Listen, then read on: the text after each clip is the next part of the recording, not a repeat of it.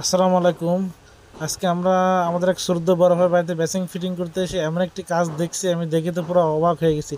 যে দেখছেন ডোরটি, এখানে ডোরটির মানে প্রত্যেকটা গ্যাস পাইপের মুখগুলা আপনার সিমেন্ট দিয়ে আটকে দেওয়া হয়েছে, এবং খুবই বাজেভাবে আটকে দেওয়া হয়েছে। দেখছেন উপরে এই পাইপটা কিন্তু গ্যাস পাইপ উপরে উঠবে, কিন্তু সেটা না করে আসলে হয়তো আমার শ্রদ্ধ বড় ভাই বুঝতে পারে না এই বিষয়টা।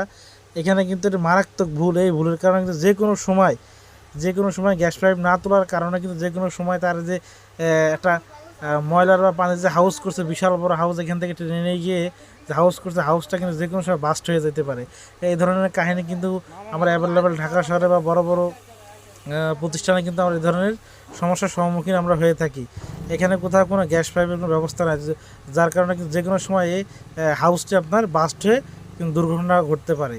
এটি কিন্তু ভীষণ একটি ভুল। এই ভুল কখনোই করা যাবে না। গ্যাস পাইপ কিন্তু অত্যন্ত একটি সেন্সিটিভ জিনিস। গ্যাস পাইপ অবশ্যই দিতে হবে, এবং এই গ্যাস পাইপ দিলে আপনার টয়লেটের গ্যাস গন্ধের হাত থেকে মুক্তি পাবেন, একই সাথে আপনি নিরাপদ থাকতে পারবেন।